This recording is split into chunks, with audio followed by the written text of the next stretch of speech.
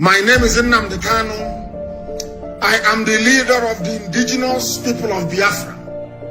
That name that strikes fear into the heart of the Fulani Janjaweed. When they hear IPOB, they start having nightmares. I lead that very movement. Movement of the children of light. And have we not brought enlightenment to all the people? This very movement that heaven ordained must free the whole of Nigeria. Everybody must be free. And that light, the same way that the sun rises from the east, that light is coming from the east, as always.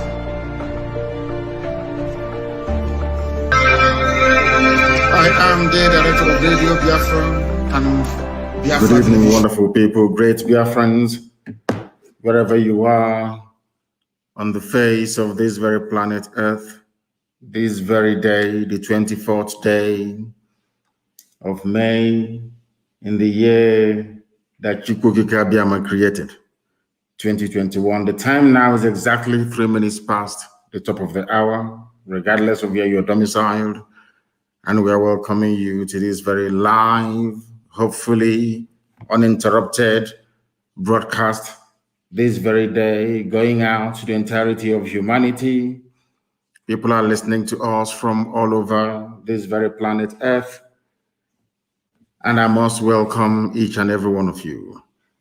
And as I do so, please endeavor to tell other people as well that we are live and that we are direct. And the heaven that sent us is here to preside over our proceedings this very evening. Therefore, good morning, good afternoon, good evening, and good night to some of you. Especially those who are under the siege, the bombardment, the torture, the abductions, the kidnappings, the murder that is going on every day in the land of Biafra. I want all of you to endure, because ultimately that is going to lead us to our freedom. We are not going back because we do not understand what retreat means, nor surrender. The only way we have to go is forward, and ultimately the very glorious land of Biafra will be ushered in our time. This very evening, do not forget your pen and your paper. For those of them of the Janjaweed disposition, do not forget your chalk and your slate. Because here we educate, here we impact knowledge, here we make sure that we connect all the right nerves and sensory organs in your body, but especially your brain. Here we are going to make sure, as I tweeted earlier, that your frontal lobe, which is the part of your brain responsible for reasoning, is connected to the rest of your body, that you may be able to do the right thing. Please go out and tell the whole world that we are live and that we are direct, and heaven is bearing us witness as always. My name is Mazi Nnamdi Kanu. I am the leader of the indigenous people of Biafra, the largest mass movement on the face of this very planet Earth. I am the director of Radio Biafra and Biafra Television, and by the very special grace of the Most High, now and forever, I would remain a servant of the wonderful people of Biafra. This evening, we are going to preach this very gospel that we have been asked to preach. This evening, we are going to bring enlightenment. This evening, we are going to make sure that some of the things that you were unable to understand nor discern, this evening will be laid bare for you to appreciate the enormity of the mess that the damnable zoological republic has fallen into. But before that, we are going to pray a very brief and a very short prayer in the language of the ancients, because our land is the very oldest habitation of man on this earth. Chineke na nke pụrụ ime ihe niile, Chukwukika Abiama, onye ihe niile ekere eke na-agba aka ebe ịhụnanya ya na ebere ya, mara ya na ọmịiko ebe ndị ya nọ, onye anyị na-aja mma wee na-efe mgbe niile, n'ihi na ndị Igbo tụrụ ebighị ebi. Ọ bụ ugbu a ka anyị onwe anyị bụ ndị dị ndụ ghọtara n'ihe nọ n'ime aha gị, nna nke ebere dị ngọzi, n'ihi na ị dịghị anwụ anwụ. Ọ bụ naanị gị bụ okike, ọ bụ naanị gị bụ mmalite na ọgwụgwụ, ọ bụ naanị gị bụ Chineke nna, nwanne otu onye na-adịghị agharịpụ ndị ya, onye mmeso ọma ya na-akarị n'ime ndụ ndị niile bụ ndị ji enwe ntụkwasị obi. Obu nihi mara iji wee dị ndụ gbuo ruo n'ụbọchị nketa. Ọ bụ gị onwe mara iji wee na-eme ọnụ wee na-anya isi wee na-aba mba si na Biafra ga-abịarịrị. Ọ bụghị n'ike aka nke anyị onwe anyị. N'ihi na ihe ọbụla nke gị onwe gị dị nsọ dere idewe ya. Ebe ikpebiri n'ime mmụọ nna nke ebere dị ngọzi na Biafra ga-abịarịrị onye m na Chineke nna nke igwe onwe ihe mmadụ dị ndụ pụrụ ime. Ọbịa mere ka ha rabụ ndị kunu wee na-ekwutọ wee na-akọtọ Biafra nna nke igwe. Ndị dị etu a bụ ndị ji na wee na-ezere mmiri n'ụbọchị nketa. Onye ọwụla pụtara wee sị na Biafra agaghị adị, onye dị etu agaghị adị. N'ihi na ịbụ Chineke. Ọ bụ na ka anyị na-efe, anyị na-efe arụsị. Anaghị m efe arụsị ọbụla dị nke ndị ọcha butere nna nke dị nsọ. Anaghị m efe arụsị ọbụla dị ka anyị na-akpụ isi ala nye. Ọbịa m iji wee na-aza anyị oku mgbe ọbụla anyị kpọkụrụ gị wee zaa anyị oku. Anyị wee na-arịọ gị mgbaghara mmehie. Anyị wee na-arịọ gị ịhụnanya gị. Wee na-asị gị onye kere eluigwe maka elu ụwa, Chukwu okike abịa ma biko bịa ka iwe leta ndị gị, n'ihi na ụmụ gị na-atakwana ahụ wee na-atabighị ya oke. Ndị iro abatakwa n'ime ala nsọ bụ Biafra, onye nwe m na Chineke na kama tupu isigwe chụghachi azụ na mgbe gara aga tinye ọgbaghara n'etiti ndị dị etu a. Ị ga-etinye ọgbaghara n'etiti ndị iro bụ ndị janjaweed eze ebube dị ngọzi. N'ihi na dịka anyị si wee rịọ ime ụka kasị ha wee baa ha ọnụ. Ha niile ga-abụ ndị alara n'iyi, onye nwe m rọpụtara ụmụ gị ngwa agha, nye anyị ọgụgụ isi, nye anyị amamihe, nye anyị ezi nghọta nna nke ebere. Kwa anyị ka anyị wee ghọta anya nke arara arọ nna nke igwe. N'ihi na ọ bụghị ndị niile bụ ndị nwe ọgụgụ isi dịka ndị Igbo si wee nwe ọgụgụ isi. Anyị wee na-arịọ gị Chineke nna nke pụrụ ihe niile ka i wee meghee ụbụrụ ụmụ mmadụ, wee meghee obi ha, ka ha wee hụ ihe ọma nke Biafra ga-ewetara onye ọbụla. Na ọ bụghị sọsọ ụmụ gị bụ ndị Biafra, onye nwe m, kama na onye ọbụla nọ n'ebe ọbụla n'elu ụwa nka ihe ọma wee na-amasị onye dị etu ahụ. Nna nke ebere biko nụ kwere ndị dị etu ahụ wee kwe ka Biafra wee bịa, ka ndị isi ojii n'ụwa niile wee hụ ihe gị na ịma mma gị n'ime ndụ ndị anyị wee na-arịọ gị eze ebube dị ngọzi ka iru gị wee chaa n'ebe anyị nọ. Anyị ọkwara gị chi ọzọ ewezụga gị, onweghị onye ọzọ nke anyị na-akpụ isi ala nye ma ọ bụrụ naanị gị.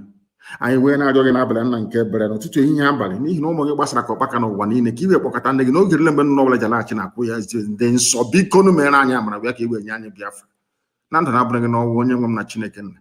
Lekwa aja niile nke anyị na-achụrụ gị eze ebube dị ngọzi.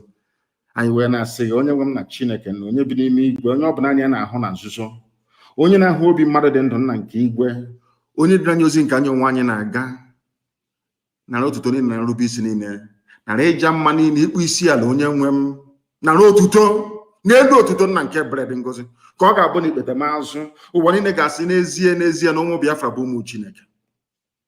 Anyị ga-aja aha nsọ gị ma mata gị ma gọzie onye kere eluigwe n'ụwa ugbu a ma ruo mgbe niile ebighị ka a na-arịọ gị ise ise ise. Ọkwa n'ozi ọma Chineke ka anyị na-agbasa. We are here to preach the gospel of heaven, the gospel of truth and redemption, because as always we are incorruptible without blemish, whiter than white and whiter than snow. That is why we defend the truth with every vigor. That is why you cannot go anywhere and hear that these people at one time they derailed, because Elohim is with us. We must proceed this very evening. We must proceed to preach this very truth. I am starting this very day with a very simple warning to those of you that occupy government houses in the entirety of Biafra land. I know that your masters and your lovers in the north, the Fulani Janjaweed, I know all of you are under pressure to try to do the bidding of the oppressor, to try to do the bidding of your masters. But I must warn you and warn you very, very imminently.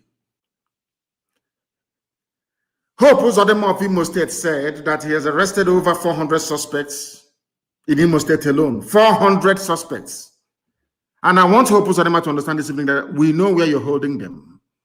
You have converted part of Ikonso House into prison cells. And I want people all over the world to understand what we are trying to explain this evening very, very clearly. Hope Uzodinma, the Sarkin Fulani of Imo State, the Supreme Court Administrator of Imo State, imposed by Abakiari, the late Abakiari, a servant of the Janjaweed Fulani Caliphate, is arresting our people and locking them up inside government house in Owerri. Before tomorrow you start complaining and start talking your rubbish as usual, I want you to ask Hope Uzodinma, if you feel that those you arrested right now, over 400 of them in government house, including 3 pregnant women, 3 pregnant women inside the Ikonso house, which is the government lodge in Imo State. 3 pregnant women are being held by Hope Uzodinma. Because tomorrow some of you suffering from the very advanced form of Hausa syndrome. I don't call it Stockholm syndrome anymore, because Hausa syndrome is even worse. When Fulani conquer you, they subjugate you, they oppress you, you wake up in the morning and you start loving them. I call it Hausa syndrome, not Stockholm. Stockholm is too foreign, too Western. It's too mild. If you are close to anybody serving in the Imo State government, if you're close to any APC high-profile politician in Imo State, you must warn them and warn them tonight. Hope Uzodinma is holding our people incommunicado. These are Biafrans, some of them with no link to IPOB, no link to ESN, nothing. 3 pregnant women are in Imo State government house, Ikoso house, this very day, in detention, in our land. Women born in our land, married in our land. 3 of them are pregnant. Out of, it is over 700. He's saying it's only 400. They are keeping in government house. They think we will forget them, so they can slaughter them and sell their parts, as they usually do. He has surrounded himself with Fulani Janjaweed. They have come in the guise, even including terrorists, in the guise of army and police. But we know that these are the people they call repentant terrorists. As I asked the other day, during my interview that some people have said is a landmark interview with Dr. David Masanga, I made it very clear that nobody anywhere in the world, including the British High Commissioner, can distinguish between a normal patriotic Nigerian soldier and a Fulani terrorist in uniform. Nobody can make that distinction. That is why they must all be regarded as terrorists, all of them, regardless of who they are. Because some of you, you have very shallow reasoning. And this evening, as I said earlier, we are trying to connect. There is a part of the brain that the other animals do not have. It is called the frontal lobe of the cranium. The frontal lobe, you know, the part of your brain in front of your skull. It is called the frontal lobe. That is where every critical thinking takes place in a human being. Other animals do not have it. Even if they do, it is not of the same mass. The quantity is not as that you find in human beings. We are reasonable people. And I want Hope Uzodinma to understand that he is holding people incommunicado, holding them prison. You are not the law court. Sarkin Fulani of Imo State, you are not a law court. You people claim you operate a democracy. You arrest people, you don't try them, because you know you have no case against them. That is why you cannot present them before any properly constituted court. What you do instead is to hold people, to kill them extrajudicially, and then distribute their body parts all over the world in the name of profit making. Hope Uzodinma, you're traveling with 400 soldiers, policemen, helicopters, and armored tanks. That is the life of a condemned prisoner. There is no difference between you and a high-profile prisoner on death row anywhere in America. You are exactly the same. I want you to go and see when they are moving condemned men to court in America. The high-profile ones, the serial murderers and killers. The same way you went to church yesterday is how exactly they transport murderers and killers in America. There is no difference. Armored cars, U.S. Marshals everywhere. In the case of the zoo, it is the police. Even the National Guard or the army, they come out to sometimes escort the very dangerous criminals. You went to church yesterday as the criminal that you are. And that is going to be your life as long as you live. You are holding over 400 people hostage inside Imo State, the government house, inside the council house. You are holding them hostage because you believe they are part of Eastern Security Network or the wider IPOB family. in your stupidity and hopelessness, as your name implies, because you're hopeless, you are not hope. I want you to understand that ESN, we are in the bushes dealing with Fulani terrorists and their cattle. That is our job, and that's what we're doing. Anybody you see on the street is not and can never be ESN. Every ESN officer operative is inside the bush, safeguarding our land from the ravages and the excesses of Fulani Janjaweed Caliphate, intent on colonizing and subjugating us. And you're doing their work for them. I'm not the one that said this. This is a statement from the Imo State Chief Press Officer. His press secretary, they call him, his name is Oguwike Nwachukwu. According to the Imo State government installed by the Fulani Caliphate, their own mouth, they said over 400 people that caused mayhem or attacks in the state have been arrested and charged to court. You see the way they lie, but the courts are not working. The courts are on strike. I want them to understand that they're dealing with people who are infinitely more intelligent than they are. These people are being held in cells and in prison holding centers inside the government house itself in Owerri. And I am highly disappointed that somebody as venerable as Archbishop Obinna, a man I love and respect immensely, and you know me, it doesn't matter how close you are to me, when you do wrong, I will tell you. And this very evening, I am respectfully telling Archbishop Obinna that he got it wrong by allowing this murderer into Assumpta Cathedral. Unless he went there to confess. Let me repeat, as much as I love and I respect Archbishop Obinna, allowing Hope Uzodinma to enter the house of God, Assumpta Cathedral in Owerri, is a desecration of that very place. He's a murderer. Not too far from Assumpta Cathedral, they are holding over 700 people hostage, including 3 pregnant women. And Archbishop Obinna allowed this criminal to come to church. And let it be the first and the last time any church will allow Hope Uzodinma to, should I say, defile their presence or their altar. Any pastor, any archbishop, I swear to God Almighty in heaven, any idiot who as much as invites Hope Uzodinma to his church anymore, God is my witness in heaven, you will pay very dearly for it. Hope Uzodinma is a murderer, is a killer. I don't want Archbishop Obinna to repeat this type of thing again. Hope Uzodinma is a killer. The era of seeing nonsense and tolerating it has come and gone in our land.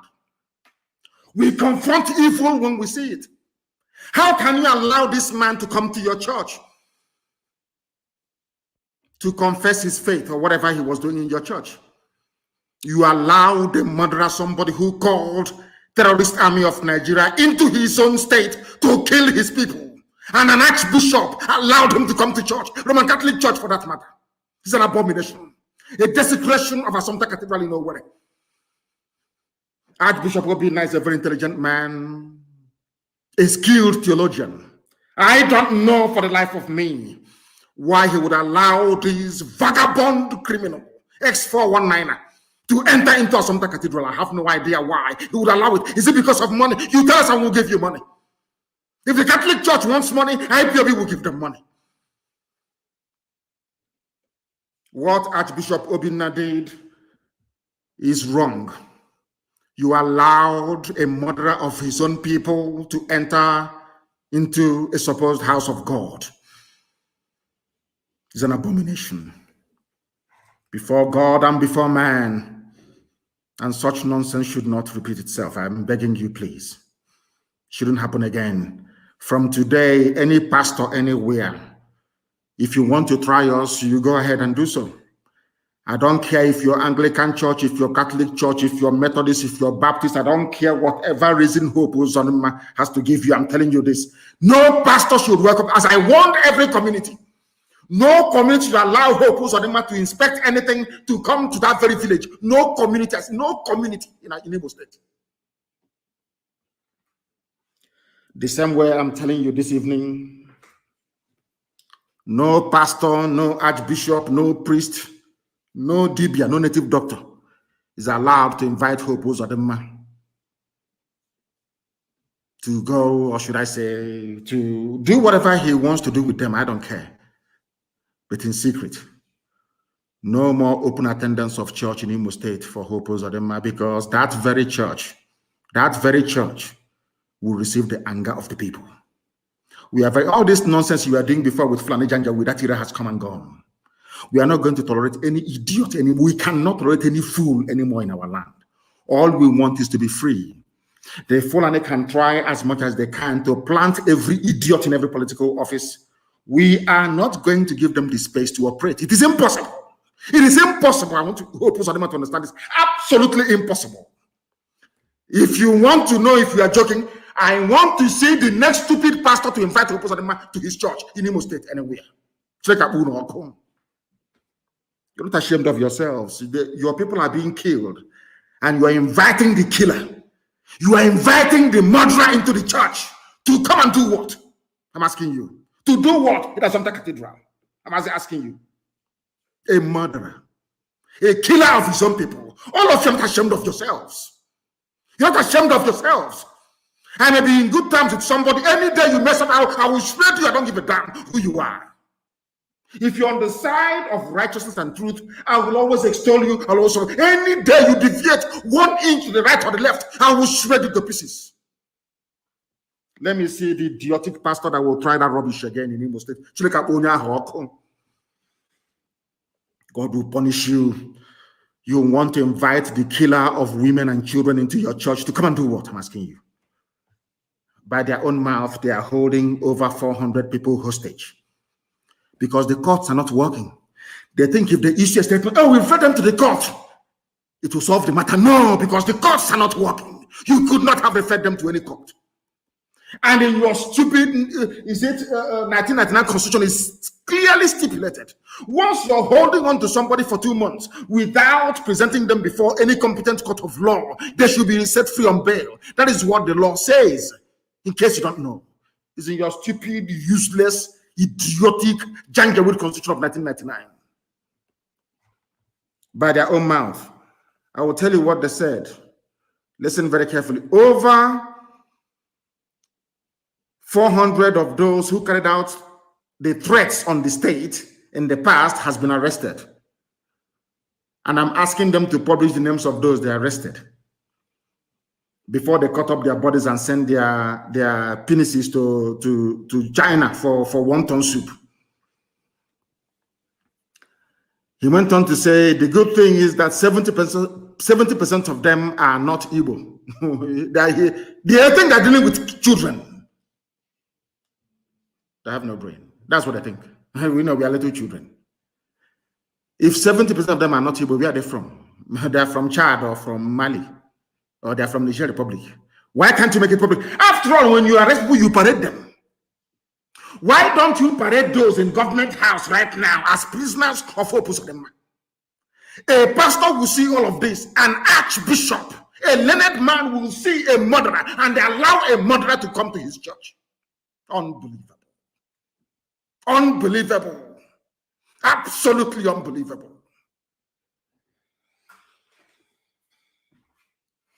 Let me see another pastor that will invite him. Then you will see. 3 pregnant women are among those being held by Hope Uzodinma right now as I'm speaking to you. And somebody who claims he worships God invited such a demon to his church.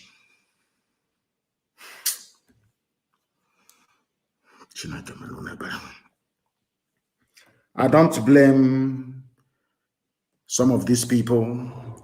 I blame those that support them. I blame those that brought this very barbaric, almost satanic government of Fulani Caliphate, APC, into power. People that knew that these same people, Fulani Caliphate, are masters at shielding their own murderers and killers. Who formed ISIS in West Africa province, I'll come to that later. Who were the earliest sponsors of Boko Haram. It's not the same Ali Ndume that is talking rubbish about restructuring and self-determination. Who are the owners of killer headsmen? Who brought bandits into the country called Nigeria? The zoo. Who brought them in? Why is it that police cannot stop Fulani headsmen killing people anywhere, even as we speak in Benue and in Plateau states? Right now, as I'm talking to you, they are killing people, sacking villages. You will not see the army, you will not see the police. And people read these things every day on the page of newspapers and they take it as nothing. Oh, it's nothing. Oh, they kill people in Benue. Okay. This country now, wow, that's all you can say. In the night, you call yourself a human being because you cannot reason.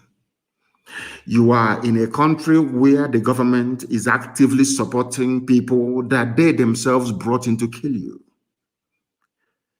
You say nothing. You are not agitated. You are not upset. You are not angry. All you do is you lament and you do nothing afterwards.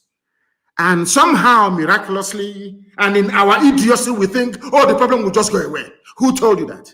Instead, they are redoubling and intensifying their efforts to conquer you. I don't blame them. The army doesn't work when it comes to ISIS in West Africa, when it comes to Boko Haram, when it comes to killer headsmen, which is Mietiala, when it comes to bandits. No, they're not terrorists. And all of you are there, 200 million idiotic people just moronically just looking every blessed day.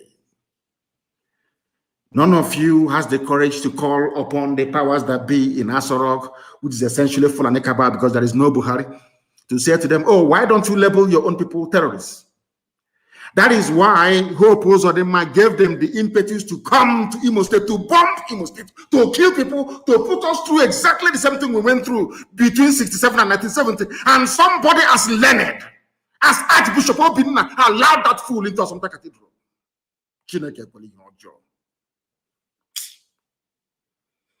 Lord, have people you expect to know better. Elders and learned men you expect to know better. By allowing Hope Uzodinma into Assumpta Cathedral, it means that you are condoning the killing of the people. That's what it means. Because there is another where will come from. If you see evil, you condemn it. You will hold joy. What I say? How can you allow Hope Uzodinma into Catholic Cathedral in nowhere? What for? I'm asking you. A murderer and a mass murderer and a killer of his own people.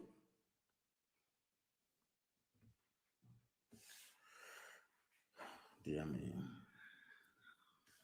An archbishop, Desmond Tutu, was fighting against apartheid regime in South Africa. From the pulpit, he was saving ANC activists from apartheid killers and murderers. You as an archbishop, the people you are saving are those who have come to murder their own people. And you want me to respect you? Of course, it's impossible. Absolutely impossible. I cannot. It's impossible. I don't support evil.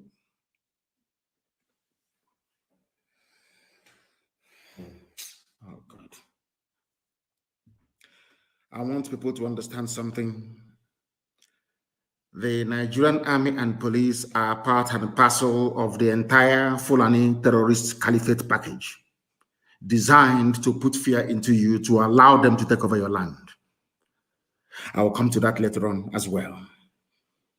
But very, very sadly, in our land, they have found willing accomplices in the likes of Hope Uzodinma, in the likes of Nyesom Wike, the likes of Dave Umahi, a very poisonous man, very, very poisonous man. I'm telling you. The people they are serving is this same Fulani government that no matter what happens, no matter how much you cry, federal character, all of you are there. From Lagos all the way to Bakassi to Calabar. From Bonny, from the island of Bonny, all the way to heaven knows, maybe Katsina Allah somewhere, or to Jos. All of you are just there. You complain every time federal character, they don't obey federal character. Every position is compared. The next day they appoint another Fulani man to another position. And after 4 or 5 hours, you tell me, let Nigeria move along together in unity. And this evening, I want to ask you, does your frontal lobe work? You know that part of the brain that has to do with reasoning, critical thinking and reasoning. Are you sure it's working in your brain? Are you sure it's working? Because I am no longer sure that it is working in most of you. This same Fulani government that went as far, only, you people, are you sensible at all? I'm asking you. Does it mean that you have no brain? Is that what it means? You have no brain, you cannot reason? You have no brain. You can no longer reason. Is that what you're telling me? Is that what you're telling me? I'm asking. Is that what you're telling me? I am seriously shocked and surprised. Shocked and surprised at some of you. Fulani is playing ping pong with your brain. They are the ones that supported Boko Haram. They are the ones that built ISIS in West Africa. Some of you have forgotten. You know, I was hoping that somebody will refer back to the notes they took whilst listening to our broadcast, our lectures, to make reference to when I told you that they are the ones that formed ISIS in West Africa. Buhari, when he was alive, was the person that singularly brought in ISIS into the zoo. And I told you that he went and took the child, the first son of Muhammad Yusuf, the founder of Boko Haram, and gave him leadership of ISIS in West Africa. And I told you that they did it in order to try and divide Boko Haram. Did I not tell you that many years ago? How come some of you don't even make reference? And when I asked you to bring your pen and paper, some of you even forget, you don't even bother bringing them. I warned you and I told you what they are trying to do, or what Buhari tried to do when he was alive, was to divide Boko Haram into two. He failed. He went and brought ISIS. Released al-Banawi from detention and made him the overall commander of ISIS. Do you know that Nigerians are coming, people that claim they want one Nigeria, Fulani people that claim they're opinion leaders, they come out on the pages of newspaper and say the government should support ISIS to defeat Boko Haram. I can't. And there is an intelligence that I have, I will give you people later. You'll be shocked. You will marvel at what is happening in Nigeria. You will be shocked to your bone marrow as to what is happening in that zoo called Nigeria. I'm telling you the truth. This same Fulani government that is so biased to the extent that they are the ones paying their own criminals. They call them bandits. These are murderers and killers. These are terrorists, sacking villages even as we speak. They give them money. They give them everything. They give them police protection. And I want to tell you what happens to the police also, where Fulani people had in the past ravaged and sacked villages. They are also burning down their police stations in the north, but they won't report it. It is now very clear to everybody that Nigeria police and army, they are part and parcel of the problem that you're going through. But you are too foolish, you are too myopic, you are too blind, your brain is not working. That is why you cannot connect all the dots to understand what the Fulani Janjaweed has in store for you. Who are the ones that started paying bandits in Nigeria? Is it not this APC Fulani government? Who are the people that said don't call them terrorists anymore, call them bandits? Is it not the same APC government? Who are the ones that changed the name of refugees into IDPs? Is it not the same APC government of the Fulani Janjaweed Caliphate? And all of you are just there, moronically and idiotically defending your stupid one Nigeria on a daily basis because you are foolish, because your brain cells are not working properly, because you are incapable of reasoning, because you lack discernment, because you lack the ability to reason properly. The same people that cannot do anything in the north are busy bombing. Let me give you an example. They are bombing Imo State. Is that not correct? Aerial bombardment everywhere. Around this work, Obo, Mbano, Etiti, all everywhere is under bombardment by Hopus of them. The same man that somebody like Archbishop Obin allowed to visit his. Oh, even Archbishop Obin of all people, you allow the murderer, a killer of his own people, to come to your church. My goodness. As they are busy bombing and bombarding Imo State, ask yourself, all this, I tweeted it earlier today, you can see that ISIS is now holding open community meeting in the north. No bombardment from anywhere. And later on, you will hear that angry youths in Niger State are burning police stations because they now know that the police, they are also part and parcel of the security problems they are having. no bombardment, only in Imo State, only in our land. And somebody is telling me that Hope Uzodinma should be forgiven. Is that what you're telling me? Of course not. They can never, ever be forgiven. They must understand that. Nigeria is a place where real terrorists, killers, and murderers, rapists are being pardoned and reintegrated into the army and the police. Whereas in Biafra land, once you're a young man or woman, you are a suspect marked for death. And people think we can see all of those things and somehow we keep quiet. You think if you're ranting and writing your rubbish every blessed day on social media, somehow will become swayed, somehow will stop. No, we're not going to stop. You're dreaming. For how many years now? What have you people not tried to stop us? Has it worked? The more you write all this, your junk and all this, your rubbish, all this, your all this nonsense that you keep writing all the time, the more enthused and energized we become. We know that what we are doing is working. We know that what we are doing is working. I want you to search every police station. Now, Hope Uzodinma said that 70% of those responsible for the so-called insecurity in his caliphate, Imo State, they're all foreigners. Now, let us do a very simple experiment. I want people, he said that 70% of those they arrested so far are foreigners. And we know they are. But I want to ask you a question. Has anyone seen any foreign inmate of any prison in Imo State before? You claim they are foreigners, you've arrested them. Are you saying that if we go to Imo State prisons tomorrow, all the prisons in Imo State, we will now find these foreigners there? Is that what you're saying? Because if we go there tomorrow, there is no foreigner there, that means you're lying. That means that you are killing your own people in order to please your masters. If there is no Fulani man in any prison anywhere charged with terrorism or any miyat, let us be very specific, miyetiala, anywhere in Nigeria serving any prison sentence, that tells you all you need to know about Fulani people and their mindset and how they intend to make your life a misery.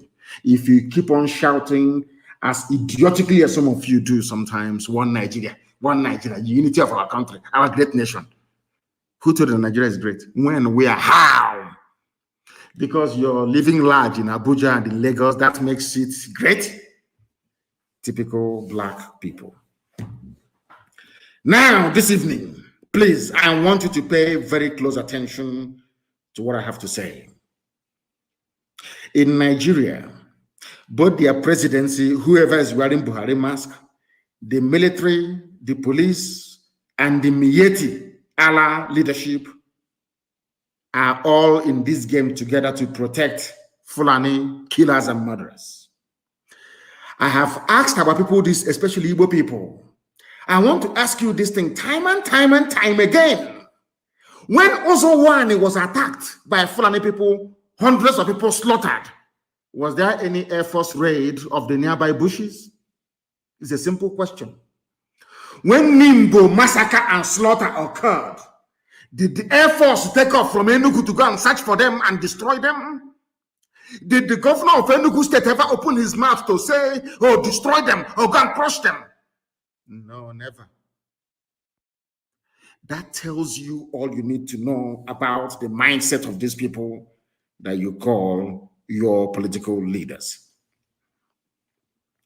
But in Biafra land, they have been killing innocent people. Nobody will ever say anything. They went to Mpo, I think about 4 years ago, 2016 at Mpo for no reason. This is one thing that the Efulefu Brigade, somebody called them the multi-purpose Efulefu, and their Yoruba counterparts, the sophisticated morons, the idiots in Yoruba land that keeps writing rubbish all the time. The Igbo Efulefu,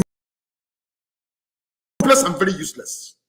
No one has ever asked the police and the army the question, all those people you killed at Mpo in 2016, what did they do to you people?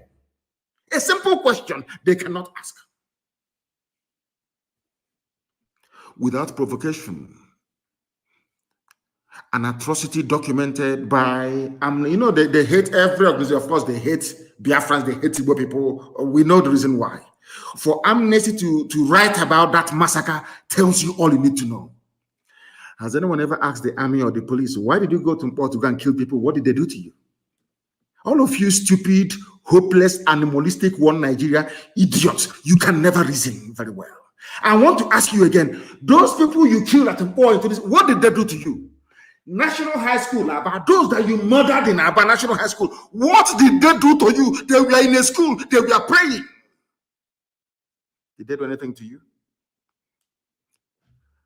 I believe you know the answer to that question. Those that you killed during Trump rally in Iguacha, did they do anything to you? It's a simple question I'm asking you. What did they do to you? Nothing. Now that some people, although I don't support what they are doing, now that some people have risen and they are very angry, and they are avenging the death of their own people. All of you are busy yapping your rubbish all the time. Oh, insecurity here, there be security. When they were killing innocent people, was there security? What do you call it? I'm asking you a question. What do you call it? When they were busy slaughtering innocent people out of hatred, Fanibo man, hatred, just sheer hatred. My Yoruba brothers and brethren, they have been rallying with Yoruba flag. So they do the flag. Has there been any mass murder there? What is it about the Duduwa flag that protects them? Yet, once you see Biafran flag, you want to kill anybody carrying it. Even those with muffler, you want to kill them. Those with t-shirts, with Biafran t-shirts, you want to kill them.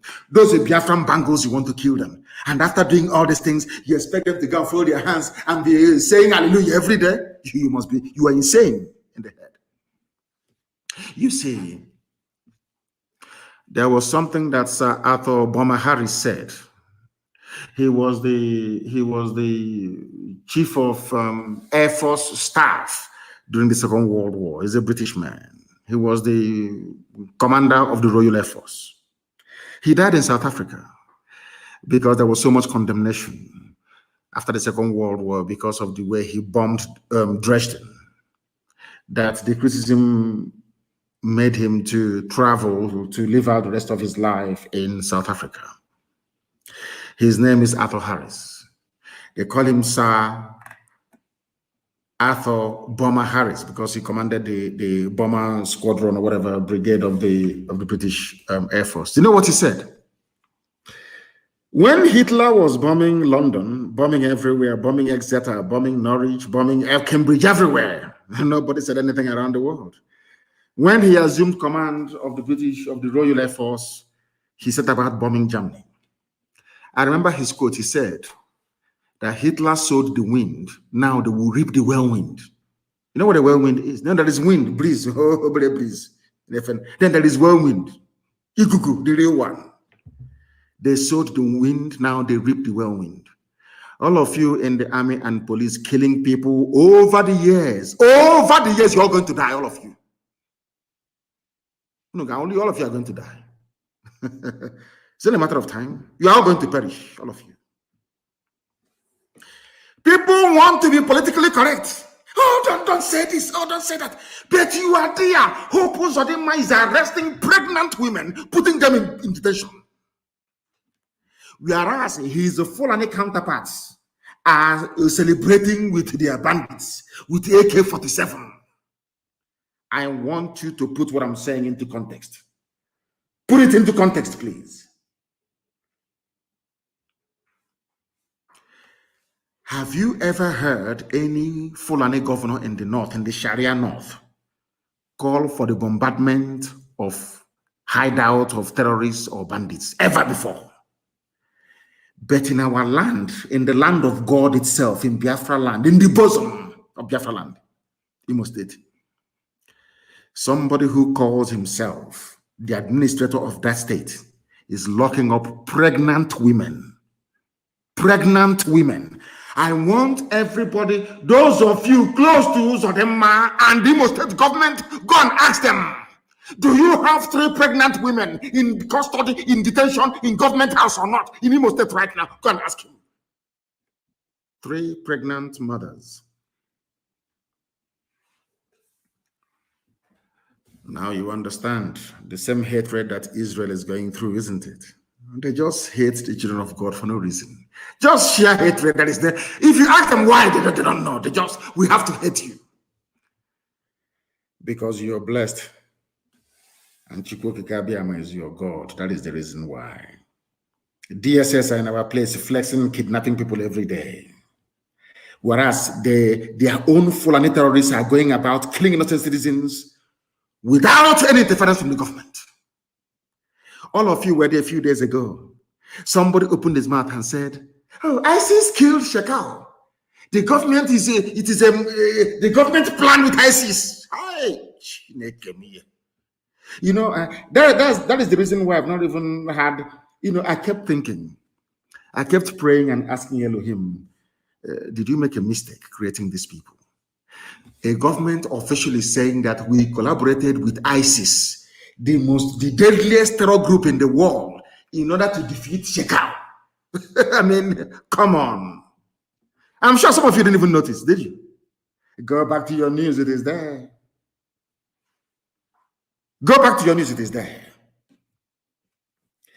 They have Hope Uzodimma, Nwike, and Umahi have helped their masters from the north to turn our land into a shooting range where they test their new weapons on innocent people in our land.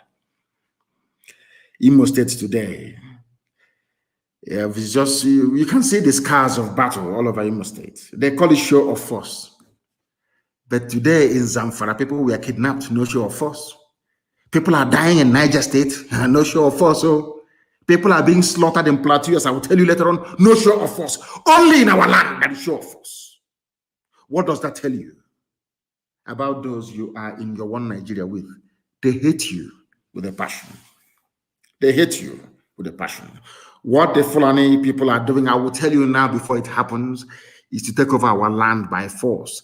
What they have done is to say, since you have managed to neutralize Shekau, we now give you the license to march to the Atlantic. That was what Buhari planned before he died from ab initio, from the beginning. When he called Shekau and asked Shekau to stop attacking military formations in the north and mosques, Shekau said no. That was all. They went. Remember when they tried to bribe me in detention and I said no, they formed Okudele, reformed the IPOB. That was what they did. ISIS came. Before Buhari died, he was a supporter and promoter of ISIS. And I want to ask the US ambassador, and I want to ask Katrina Lang, that woman, I don't know if it's a girl or a woman, are you not aware that Nigerian government said that they collaborated with ISIS to kill Shekau? Did you not hear that? So you feel that that is not insecurity. Insecurity is happening only in Biafra, nowhere else. That is why we must pray for Eastern Security Network. You know, the Fulanis never banked that they will meet ESN. They never knew that we will come. They never knew. All these years, as I was telling and preaching on live on air, I kept telling you people that are going to come. I never rested. We kept planning every blessed day to defend our land. Nobody can come out and say, oh, I gave them this, or I gave them that. Chukwu Kikabiama provided. No politician, no governor, nobody. Today, we are the ones that drove away Mieti Allah from our land. No forest again is being occupied by these people in our land. They are feeling the heat every day now. Don't they know that already? Of course they know.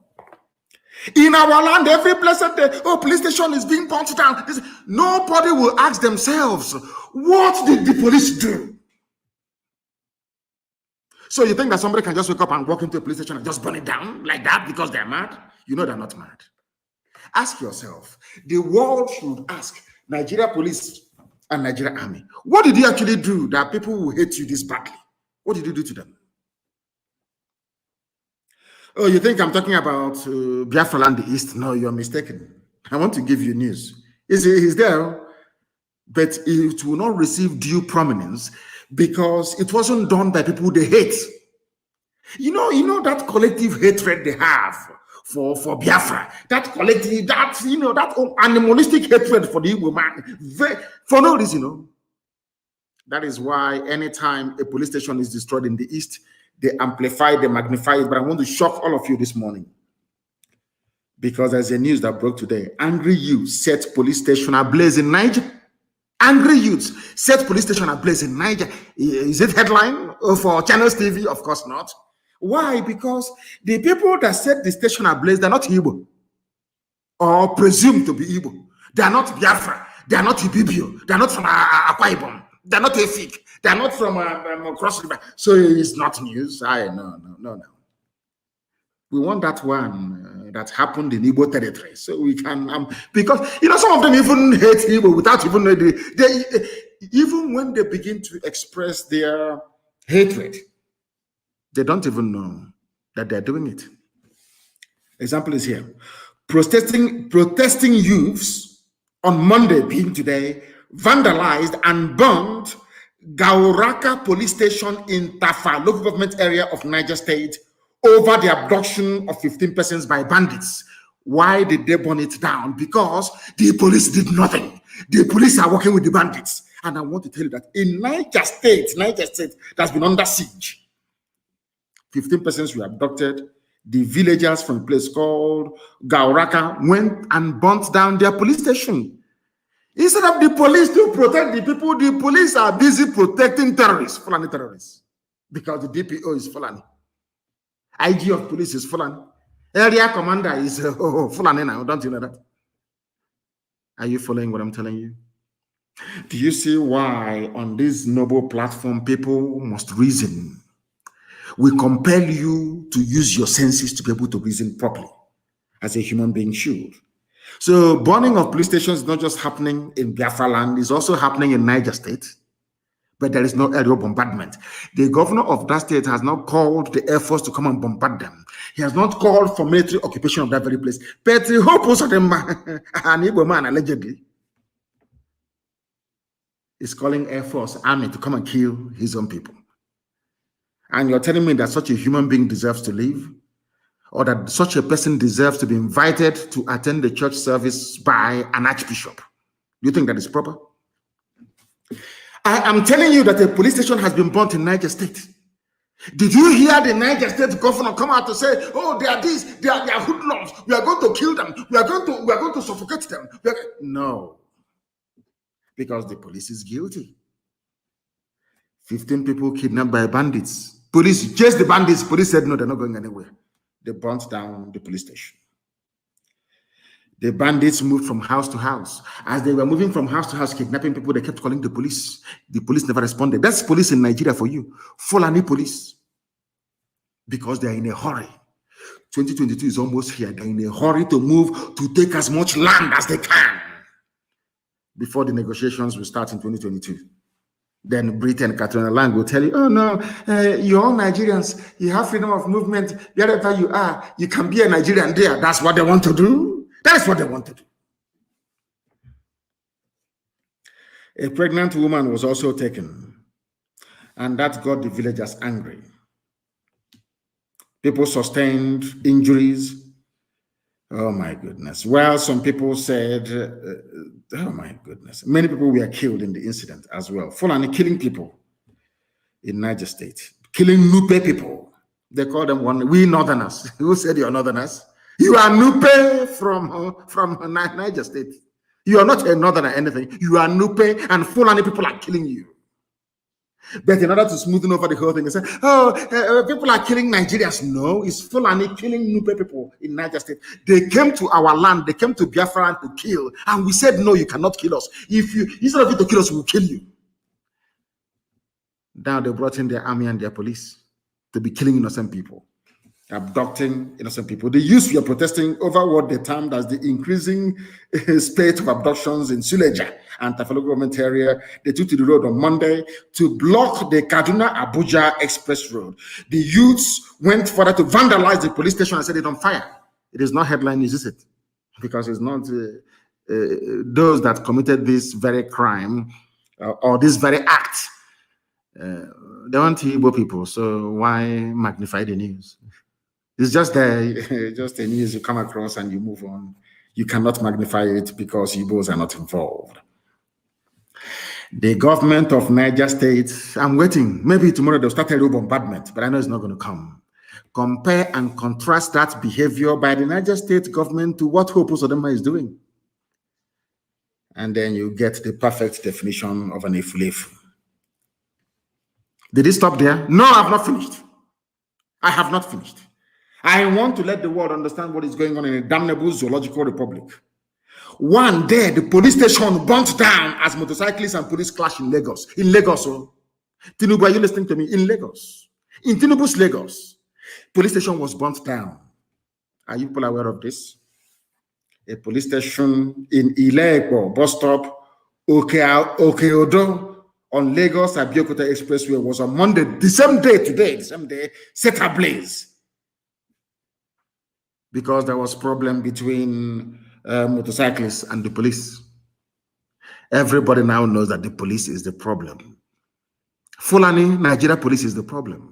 Fulani Nigeria army is the problem. We don't know where the terrorists are. Those you put in the police and in the army, where are they? Those who claim have repented. Now working for ISIS. Now working for Boko Haram. You see how Fulani people are playing with. You know, sometimes I blame the editors that we have. Somebody said that Fulani have taken over their hometown in Oka. I don't know the place. I don't believe that is possible. In Biafra, of course, it's not possible. It's not possible. I blame newspaper journalists. I blame some of you who half-educated, dim-witted people that went through, sadly, you know, somebody wrote a very moving piece that when people go to school in Nigeria, they go through a system of miseducation. They're not educated properly. A people without a sense of history, without a sense of perspective. They don't know where they're coming from, therefore they don't know where they're going. My good friend and brother, and happy birthday to him, who is 61, incidentally, is the same age as Nigeria or older than Nigeria. Dele is older than Nigeria. Isn't that so bizarre? Or around about the same age as Nigeria. So if you want to make a reference point, you start from 1960. Everything before 1960 doesn't exist. In other words, you're confused. So those who are like Obasanjo that came before Nigeria was ever, should I say, granted their flag independence in 1960, these are confused generation. Forget they say, oh, they're elders. They're not elders. They are confused people. They don't know where they're coming from. So if you ask Obasanjo, who was your father? What nationality was your father? He cannot tell you. That means he doesn't know where he's coming from. If you ask all this, I'm an elder statesman. Ask Mr. Elder Statesman. Let it be like somebody like let's say in Clark. You are in your 90s. What nationality was your father? He cannot tell you. Even in his 90s, he is confused about where he's coming from. Now, how can you know where you're going to? If you don't know where you're coming from, how can you know where you're going? That is why whenever you meet a madman or a madwoman on the streets, on the road, you ask them, oh, where are you going to? You tell them, I don't know where I'm going, because he or she doesn't know where they're coming from. You have men who are in their 90s, saying they are Nigerians. They are older than Nigeria by nearly 30 years. They're saying they're Nigerian. And I want to ask you, sir, what was your nationality before the white man came? Oh, you're waiting for the white man to confer nationality upon you before you discover who you are. Do you see that this whole thing doesn't make any sense? People that want to hold on rigidly to this viewpoint that they are Nigerians, I want the world to understand how foolish they sound. Nigeria became a country in 1960. Britain came, stole everything from us and said they're protecting us. After all, we are called protectorate. Before 1914, protectorate means people who are under the protection of the Queen. Why do we need your Queen Victoria or Queen whoever to protect us? I'm asking that question. We were called protectorate, North and South. And in 1914, they put us together and said, now you are now a colony of the British. colony of the British. In other words, you are how can I put it? You are slaves of the British. You don't have any control over your destiny or your future. You are our property. In 1914, Britain made everybody their property. And I want to ask people then, the Ezekiels of this world, the hours of this world, what nationality was your father? And anytime you ask that question, no Nigerian can answer it. Nobody can. Because they don't know where they are coming from and they don't know where they're going to. They are confused and very, very. That's why I said that the most idiotic person to encounter in life is a Nigerian. A one Nigerian is the most idiotic fool you can ever meet. Because in a debate, they cannot last for 5 minutes. Simply ask them, where does your father come from? My father is a Nigerian, nationality Nigerian. And his father. They say, I think he was, but I don't know. Now, if you don't know, how can you build a future out of something that you don't know? That is why being a Nigerian is the most foolish thing that can happen to anybody in the world.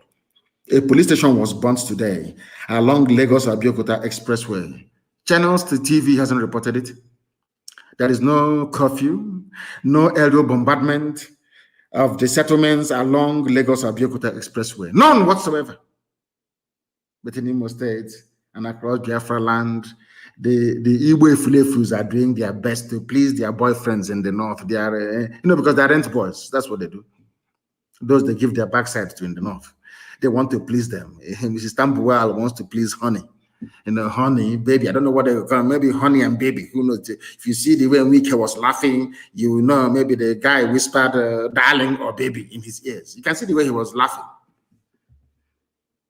You can see the way he was laughing.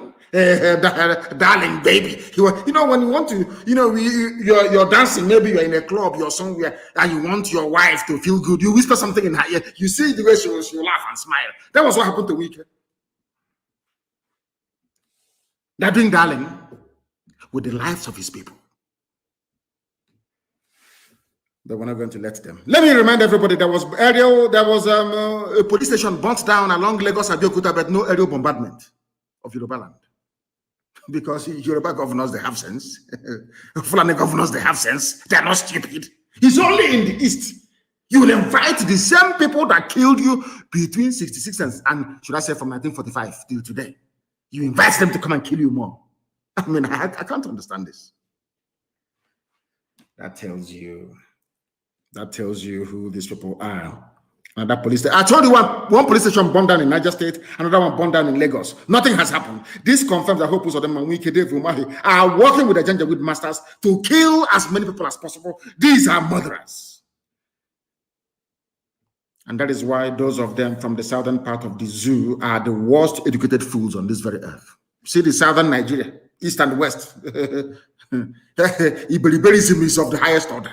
They think they're educated, they think they went to school because they can speak one or two grammar, put sentences together, maybe do research, do copy and paste, and write their junk. They think somehow they've arrived intellectually. They are very empty, very vacuous, and there is nothing in their skull at all. These educated people from the south, I went to school, I have 2 PhDs, I have 4 PhDs. There was somebody without work certificate. They voted for him in 2015. The idiot died in 2017. They went and manufactured ordinary rubber mask, latex rubber mask to put on the face of any idiot that comes around. Tell you, trot him about, say he's Buhari, and you all agree he's Buhari. There is no type of blackmail that did not come under to say that Buhari is still alive. Told them no, he's dead. Anybody should be allowed. I have pulled my face before. Pull that boy's face, you will see that Buhari is dead. But because the frontal lobe of your brain is not connected to the other parts of your brain, that is why you cannot reason properly. That is why I keep saying that there is a disconnect between the frontal lobe of black people, the part of the brain that reasons and thinks, and the rest of the body. Because there is no other justification, there is no other reason as to why something so clear, something so obvious, something so blatant, that even the so-called chief of army staff died. And the president, and all of you, you are wit to the fact a whole Putin will come out in the rain to perform a national duty.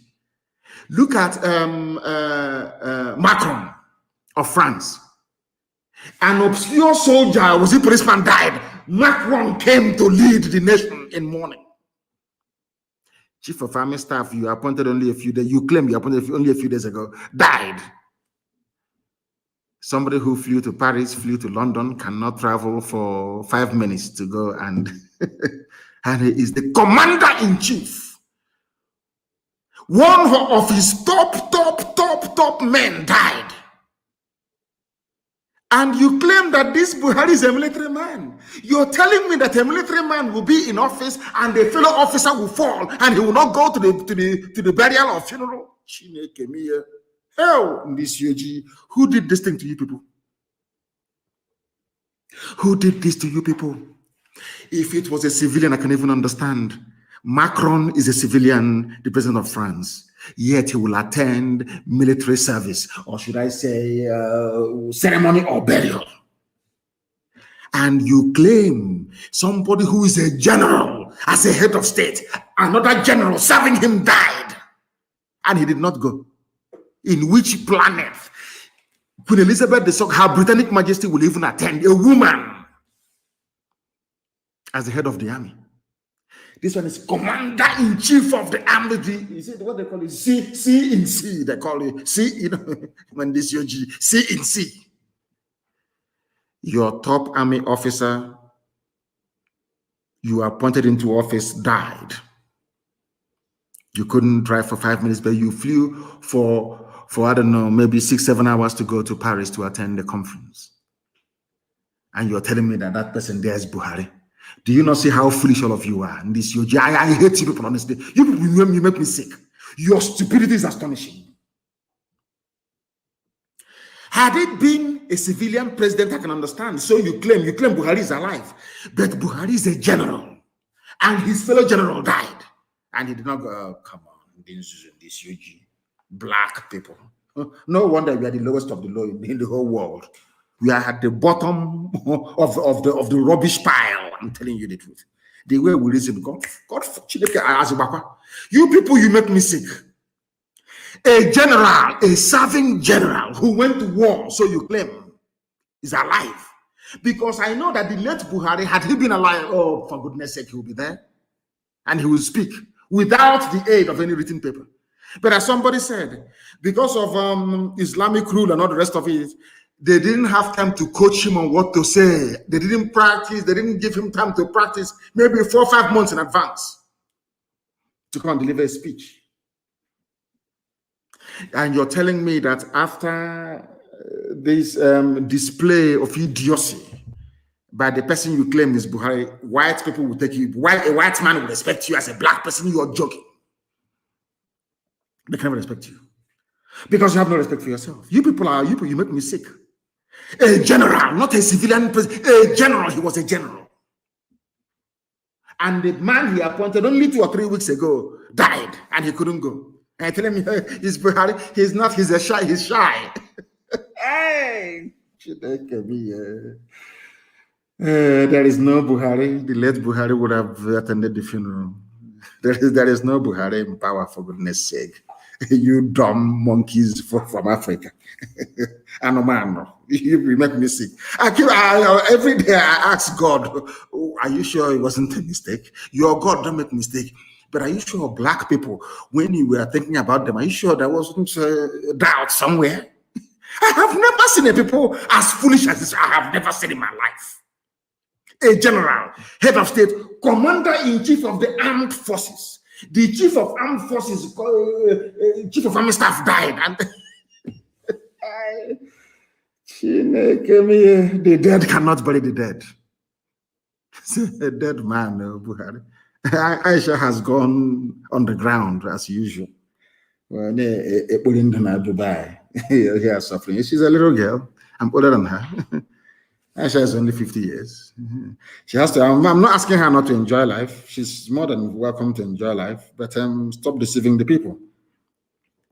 The educated intellectuals from the East and their counterpart in the West, the sophisticated moronic brigade in the West. You see what you have done to yourselves. Only the Fulani, a Fulani man can become a major general without fighting any battle. Do you know how the only military accomplishment of Ibrahim Atahiru, the late chief of army staff that was buried, was 2 days ago or whatever? Do you know the highest battle he has ever fought in his life was to invade my house, as a result of which my parents died and 28 of my men. That is the only thing, because they sent him to Borno and he messed up. You don't know that? Ibrahim Atahiru, you don't know that? They sent him to 82 division in Enugu. For some of you, they say, why are Biafrans celebrating? Why won't you celebrate the idiot's demise? Who is he? Who is he? The only military success he ever had in his life was the death of my parents to invade my house. He's a general. So in his CV, if they ask him, what are your accomplishments as a general? Where did you fight? Which theater did you operate in? The only theater he fought was in Siama Faruku. I went to Nnamdi Kanu's house to invade it. I invaded his house, his compound. That's all. That's as a general, and he's a general. Fulani. That's what they have done to you people.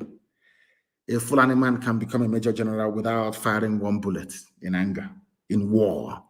Have you noticed that all the generals you have in Nigeria, all their thought of duty is killing civilians? Have you ever noticed that before? They only promote them when they kill civilians. That's all they do. Did Nigeria manage to recover Bakassi? Obasanjo, are you listening to me, Obasanjo? You are there, the money lover. You claim you don't like money, but we know you do. After all, you were taking 1 naira in those days from MTN. Have you forgotten? That was why when you were sharing the license, you had to go and do a deal with a South African company. MTN was from South Africa. You gave the license to your brother, Adenuka, of Glow. When you scratch MTN card in those days, every 1 naira will go to Obasanjo, true or false. Oh my goodness. Zoo. Fulani, I want to ask you, all this nonsense is a general. I want to ask you, you are there to defend the territorial integrity of Nigeria, is that correct?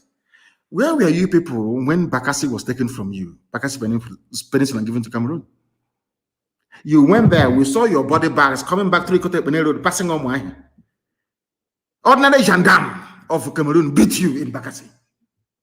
Now, I want to know why you would appoint anybody a major general in Nigeria based on what?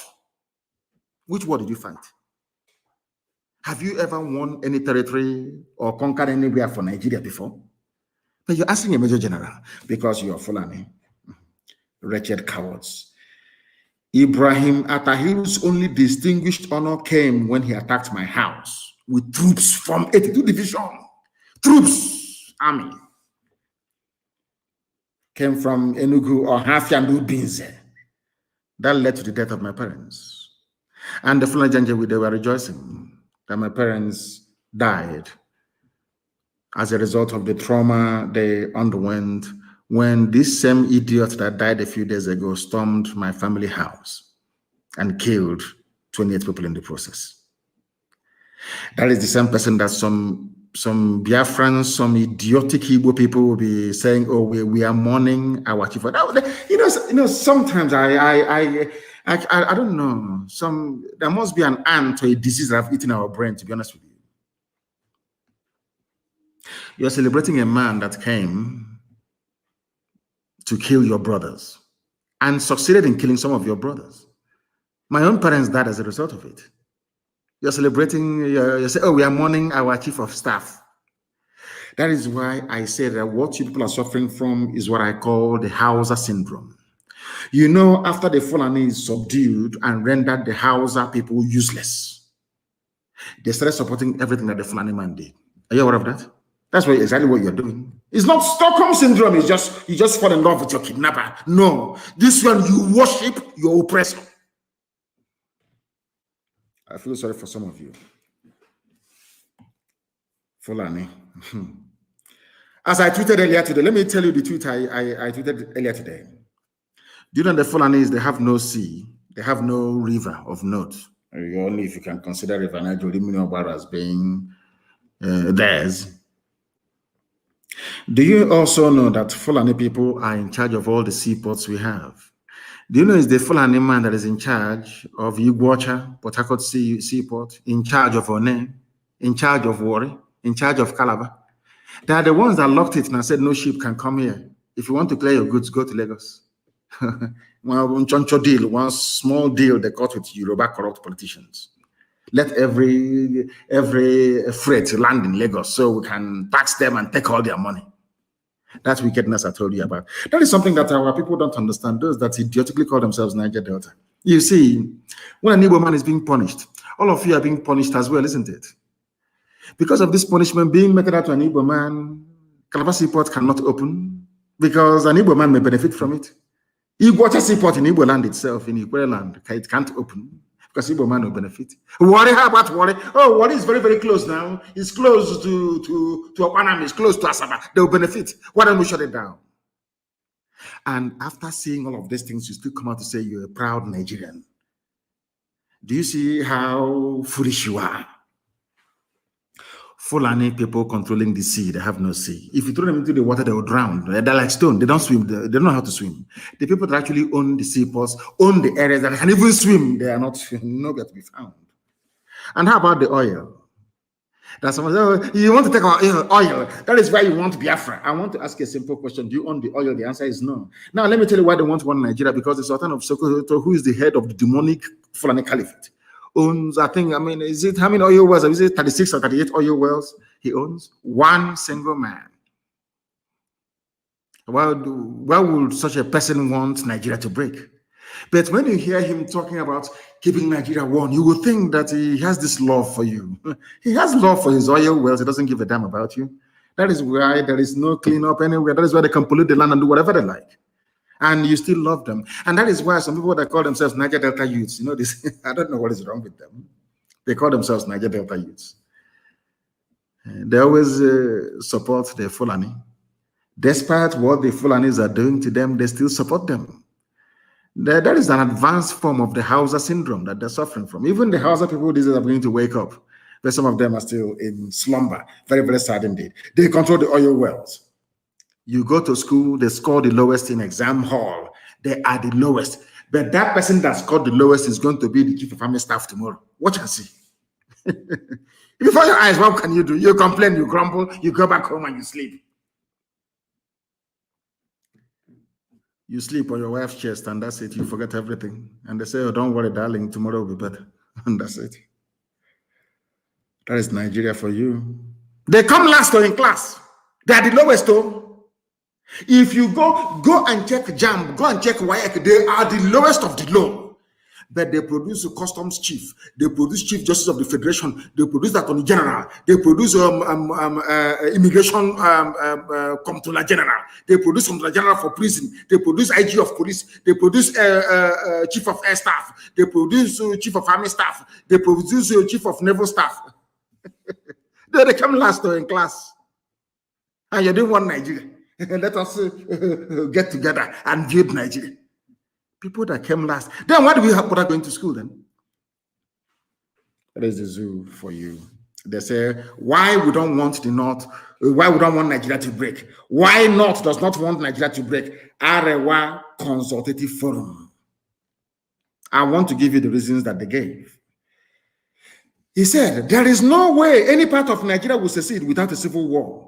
We are so integrated that it is impossible for us to sit at a conference table and allow each other to go their ways. It's impossible. In other words, they are foreclosing any avenue for referendum. They are asking for war. When that war comes to them, they say, oh, Nnamdi Kanu is seceding. They want to secede. How can I secede from something that was formed in 1960? My father is older than Nigeria. How can my father secede from something that is older than? I can't understand the life of me. Let me tell you something. Now we're going to add another subject when Biafra comes. That is we're going to establish as part of the medical sciences an anatomy course called Studying the Brain of a Black Man. I want to understand why blacks are so foolish. I want to understand that part of their brain that predisposes them to foolishness and stupidity. I want to understand it because it doesn't make any sense to me. They keep using the word secede. Have you noticed that they don't want to use the word self-determination? Never. They don't want to use it because Britain advised them. Don't use the word self-determination, because if you use the word self-determination, the world will know that Nigeria is an artificial construct. The world will know that Nigeria is not organic. The world will know that we created this monstrosity for you. Always use secession. So to give the impression that Nigeria has been in existence for over 1 million years before now. Do you understand me? Are you following what I'm preaching? I'm sure that some of you, they're saying there is no way we can separate without going to war. That's what the rulers of Nigeria is telling you. Fulani Caliphate is saying, why is that the case? Because we in the north, this is their own word, I'm quoting them verbatim, because we in the north fought the war to keep this country together. So it will be a contradiction for those of us who try to stop this country from breaking up to now be engaging in activities that will break up this country. We don't want this country to break up. Nigeria is a great country as it is. We have problems, but those problems are not enough for us to break. Do you understand them now? In other words, that Britain gave them the land called Nigeria as compensation in perpetuity. Britain gave it to Fulani, do whatever you like. That is why Katuna land can come down to the east and be crisscrossing, going from one government house to the other, telling them who to kill. But the same Fulani ravaging, killing, raping, and murdering people, nothing is happening in their land. There is no Katuna land over there, telling them who to kill. Now, Fulani have said to you, we are not going to let you go unless you are prepared to fight a war. I now know that you understand their mindset and where they're going. Now, the problem is this. How can people come out and claim that Benue is theirs by right of conquest? I want people to understand this. How is it possible that the same Fulani that is responsible for 6 terror organizations in Nigeria, they themselves funded and founded them, all of them, how come you people want to be in the same country with such people? I can't, I kept thinking today, how is that possible? How? Because they infiltrated us with the help of the British, and they conditioned us to love them even after their impunity towards us. That is what defeats me, honestly speaking. How did the Fulani manage to get us to still love them? Some of you Efulefus, some of you one Nigeria rubbish, idiotic people. How is it possible that Fulani managed to convince all of you to love them, despite what have done to you? Then I looked at the case of the Hausa people, and then it dawned on me that we are all suffering from an advanced form of Hausa syndrome. Do you know why I'm saying this? They say Niger Delta Youth Council mourns death of the Chief of Army Staff. Are you sure these people are Biafrans? Some of them, some of this Niger Delta rubbish. Are you sure they're Biafran people? Are you sure that the same people that gave birth to Atakabura? Are you sure it's the same lineage? Because I don't understand. They did a press release. We, the leadership of Niger Delta Youth Council, received with great sadness the sudden demise of the Chief of Army Staff, Lieutenant General Ibrahim Atahil, who died in a plane crash. We want investigation. Now, let me ask you something, you idiot, you moron, calling yourself. What are idiots called? Maybe it's a DSS group, who knows? He says it's called Niger Delta, whatever garbage. Let me remember their name. You know me, I don't take prisoners. I tell you the truth. You may not like it, but it is the truth. And I must preach it. Their name is Niger Delta Youth Council. You people are foolish. Very, very foolish. Let me ask you something. Where's Ken Serewa from? Ken Serewa is from the Niger Delta. Is that correct? Ogoni land, so to speak. Going by your own definition. After all, Imo State is also part of Niger Delta. Abia State is also Niger Delta, but let's leave it to one side anyway. When Ken Serewa was killed, how many Arewa groups issued a statement condemning his death at the hands of Abacha? Let me repeat my question to these Niger Delta Youth Council idiots. Maybe looking for money. You want to buy dry fish, maybe your kai has finished. Let me ask you again. Ken Serewa was an icon of the Niger Delta struggle. Is that correct? How many Arewa youth groups issued a statement lamenting his passing? or his death at the hands of Abacha. Now you understand that you're suffering from an advanced form of Hausa syndrome. It seems to me the more they oppress us, the more we love them. That is how foolish we have become. I don't know if the Northern Sharia youths ever cried when Sarawiwa was killed. The most advanced form of Hausa syndrome. Look at the way the Hausa people was emasculated. Hausa Fulani, we Hausa Fulani, until we came. After lambasting them for 3 years, consistently is now Fulani. Are you hearing about Hausa anymore? Let me ask the question, are you hearing about Hausa anymore? Hausa is gone, dead, buried, finished. Yes, answering Nigeria, we regret the passing of Ibrahim Atahir, Chief of Army Staff. But you people were the same people complaining that there is no federal character in appointments in Abuja. Is that not correct? When they appoint the next Fulani man, you complain. After a while, you start loving him. Because that is the way they conditioned you to behave. Very, very sad indeed. I'm going to go back a little bit in history. But let me start from now. Al-Banawi, this is a news headline from the news where Al-Banawi appointed ISIS West Africa Province Boko Haram leader, arrested the commanders loyal to Let Shakao. Are you following me now? The same Al-Banawi, the son of Muhammad Yusuf, the founder of Boko Haram, the person that Muhammad Buhari groomed personally to say, since your father is no more, you can take over Boko Haram. And Shekau said no, they have not relinquished power then. It was happening in 2015. Are you listening to me? In 2015. Now, Al-Banawi was released from prison. Go back to the old preachings I made on this very boy. I met him at John Tozo's court in Abuja. He was released by the Chief Justice of the Federal High Court now, John Tozo, that they wanted to use to jail me, and I told the idiot, you cannot jail me, you are a fool. It was John Tozo, the present Chief Justice of the Federal High Court of Nigeria, that released this terrorist, this killer of ISIS. This is ISIS we're talking about, you know. I have their facts and figures.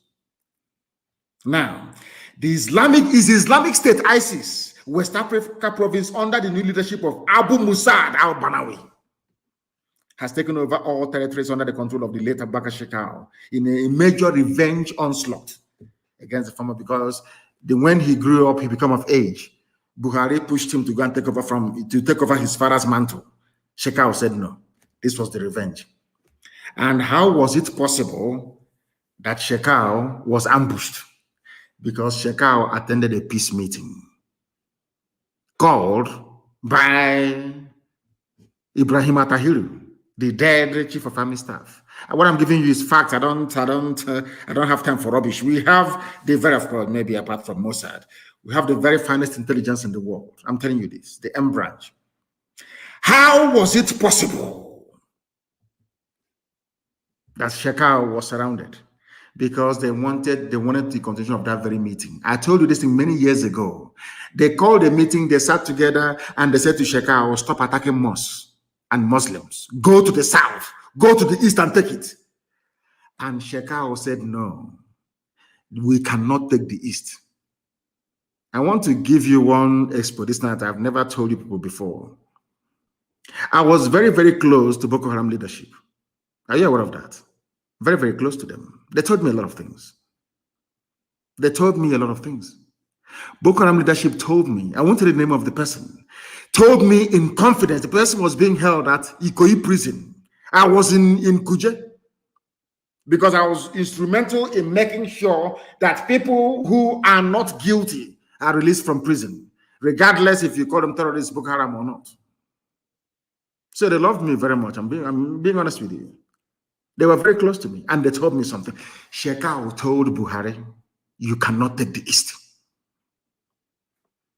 That the East cannot be taken. Buhari said, okay. When he was alive, Buhari now said, okay, if that is the case, I'm going to divide the organization. How do you think that Shekau knew that Buhari had died. That was why he called the idiot, the little boy that parading, Yusuf Abubakar Muhammad. He knows his name. Shekau knows Buhari is dead. Go and watch, I think it was the second to his last video he made. They called for a peace meeting so they can plan on how they're going to push to the east to take the whole of Nigeria by next year. That was, I told you before, that was a timetable. That is why this slaughter is going on now in Niger State, in Benue State, and some parts of Kogi. They're entering Kogi. Maybe around October they'll be in Kogi. And by then, when I ask you to make reference to this broadcast, you say, oh, he said it. How many times did I tell you about Al-Banawi, the son of the late founder of Boko Haram? How many times did I tell you? Did I not tell you they were working with this Buhari government before Buhari died? If not, why would the government go and align with ISIS in order to defeat Boko Haram? You see what I'm saying about common sense? Common sense. You need to be able to reason. You know, in those days when you are small, if you're misbehaving, you have visitors in the house. Once your stupidity takes you into the living room and your mom looks at you, you will know. She will convey a message to you immediately. And you take out your useless self from the place. Your mother will look at you, only looking at you. You will know your mom wants you to go and bring a plate, or to go and wash your plate, or to go and have a shower, or to go and take something and eat.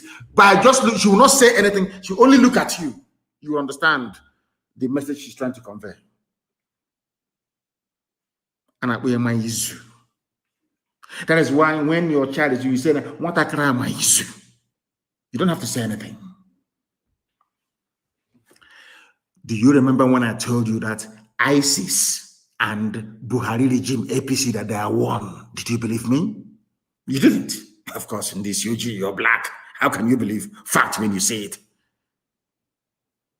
If we had been able to reason properly, do you think Africa would be as poor as it is today? Of course not. It's because we cannot reason. I told you that they are part and parcel. They are in this game together. Buhari wants an attack on the east.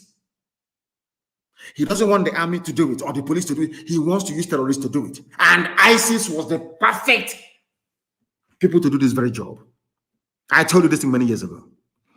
Do you know that today, surprise, surprise, Nigeria government is partnering with ISIS to defeat Boko Haram?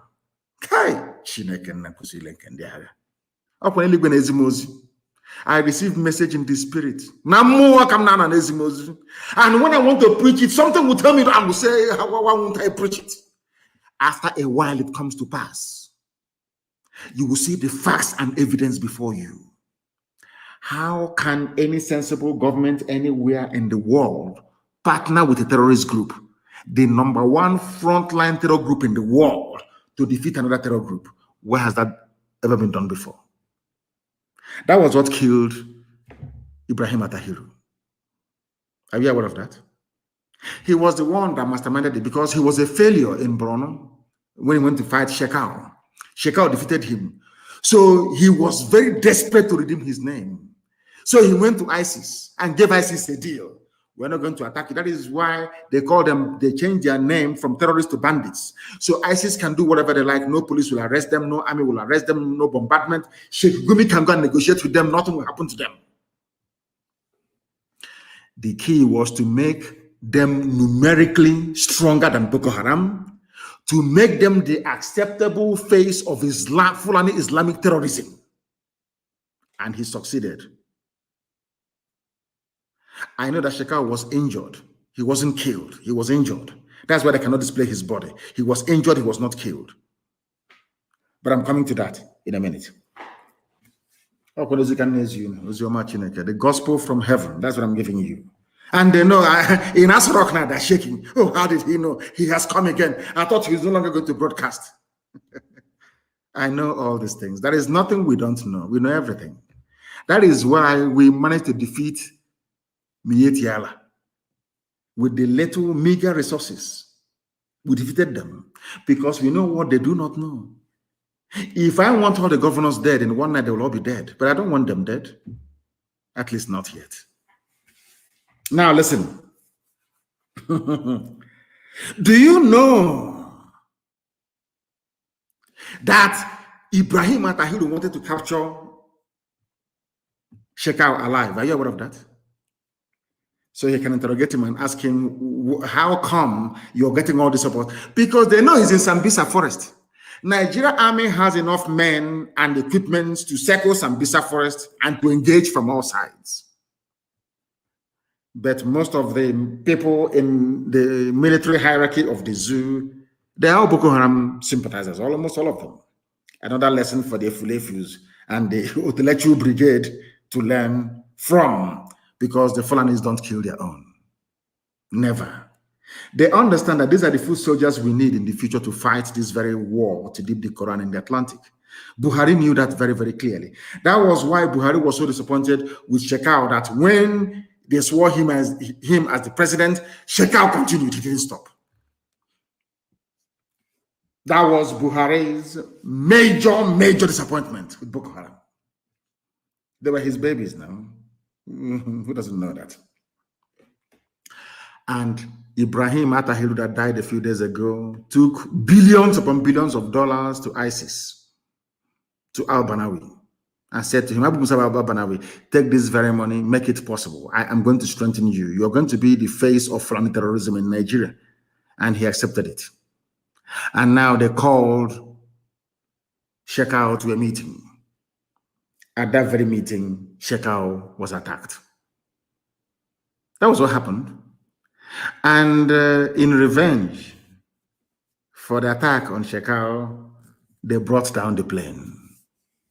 Because two people parachuted from that very plane before it crashed. They opened the door to decompress it. It's called decompression. That's that thing they tell you in the plane. When, in case of cabin pressure, loss of cabin pressure, pull this mask and put it on your face, you get oxygen. You remember that drill they give you every time you fly? These two assassins were in the aircraft and they jumped with a parachute. They're in the Nigerian Army, Nigerian Air Force. These are the same people that they are putting, Boko Haram, they painted Boko Haram in the army. They are the ones that killed him for attempting to sabotage Shekau. And their new commander now is very, very mean. I'm telling you, even deadlier than Shekau. The new guy is, oh my word, very mean. And they now have war on their hands. I'm telling you.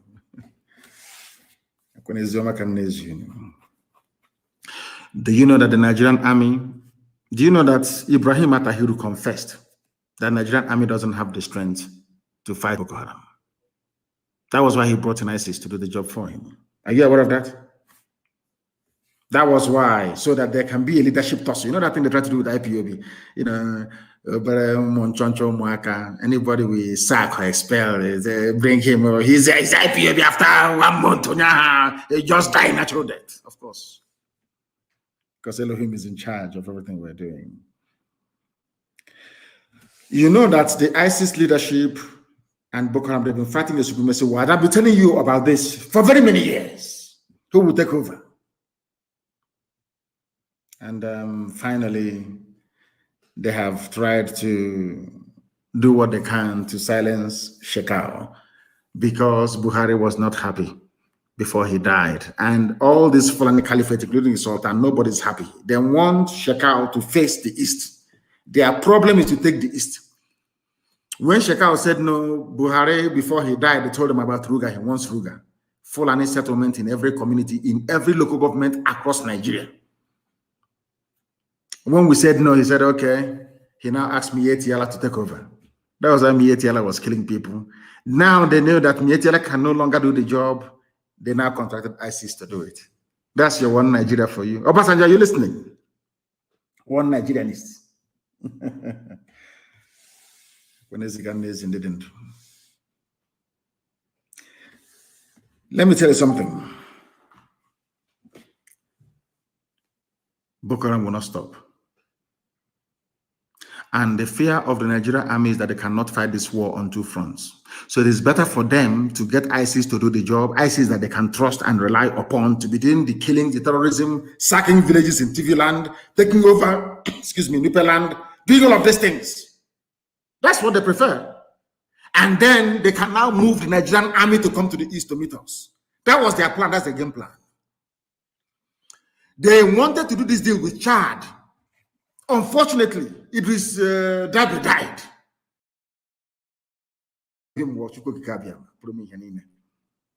That was the deal. Let the Chadian and the Niger troops come in to help them to stabilize the north, while the main bulk of the Nigerian army will march with their tanks to the east. That's the game plan. The whole thing has fallen apart because there is no Buhari anymore. And ISIS is now in charge of your lives. Boko Haram may pity you a little bit. ISIS, they have no pity whatsoever. No pity whatsoever.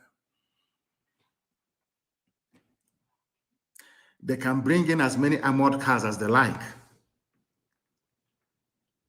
Only one landmine will destroy it, disable it, to park by the roadside. Do you understand me? This is 2021, not 1967. They must understand this, that we are going. It doesn't matter. What are they going to do? Nothing. The same way we defeated Mietiala terrorist group and they brought in the army and police, we are going to defeat them. After that, they'll start bombing us from the air. Then after that, they'll give up. For you to be free, you need to be stubborn to a fault. And I want to show Fulani Janjaweedism what stubbornness is all about. They're not stubborn. I want to prove it to them. Their children will talk about us. Fulani kids, in years to come, they will sing folklore with our names. They will say they never knew that such people existed. If you think that by putting the lives of Hopos of them and we care Dave Umahi in political office that is going to deter us, you are dreaming. We are unstoppable. That's why I said before we came, there was nothing like us. Now we are here. Nobody can attempt half of what we're doing. And when we are gone, you will pray and cry that we live forever. I'm telling you. They don't know what's... You don't know what is going to hit you. They have no idea. Anybody telling me that Nigeria will survive in this present format, I'm telling you, I can bet you anything in the world. I will bet money against you that the zoo will fall. It's only coronavirus that saved them. Only coronavirus that's still holding them. Very, very soon. That is the reason why APC political leaders in Yoruba land met together and said, we support the position of the southern governors to ban open grazing and movement of cattle by land. Tinubu, Bajabiamila, Sanwo-Olu, and other Southwest APC leaders support southern governors' ban on open grazing, condemn separate. Of course, that is given. Everybody's making money, but I want to condemn it. I want to condemn it. You see a very ugly old man with pot belly, spilling over even his knees. He cannot get up in the morning. He can get up one day and go and marry or decide to marry an 18-year-old fresh graduate because of hardship, because there's no electricity. The economy cannot grow. I want to tell you something. You see, those of you who are in the West, ask anybody who is in Europe or somewhere in North America. Before you get a woman, you have to buy flour, you have to buy chocolate, you have to talk, convince, you have to look decent and presentable. But in poverty-stricken Africa, all you need to do is to have money. Because a girl needs to do her hair, she needs to buy makeup, she needs to do this, she needs to change her underwear and all the rest of it. So she needs money. Regardless, there must be money. Money must change hands, whether you like it or not. Because there are no jobs to go to. They become very desperate. Do you know when I discovered this very thing? It was as far back as 2005. I kept researching one day I kept asking myself, why is there no electricity, constant supply of electricity? It then dawned on me that the Fulanese did it that way deliberately in order to make life very, very cheap. Do you know that if you supply electricity 24 hours a day, people will not give a damn about the government. People will be creative enough to make something for themselves. Now they had to impoverish everybody. That is why I hate Obasanjo when he's doing preaching. It is his sanctimonious rubbish. Obasanjo destroyed the stockfish market in Aba, destroyed the Okreka market second-hand clothing. Obasanjo destroyed the glass factory in Aba. By a stroke of the pen, Obasanjo you're looking at, very evil man. Evil man, I'm telling you, evil upon evil. Ask Obasanjo who stopped second-hand clothing market in Aba. Ask Obasanjo. It's a very simple question. He will tell you it's him that stopped it. Now, Tinubu, all the APC people from Yoruba land, they met together and said, we support the southern governors, what they have done by banning movement of cattle on foot from place to place. Is that not correct? Yes, it is. Wait for it. Today, 24th of May, a statement was issued by Asarok. Not by Buhari himself, but by his Garba. And Buhari is alive.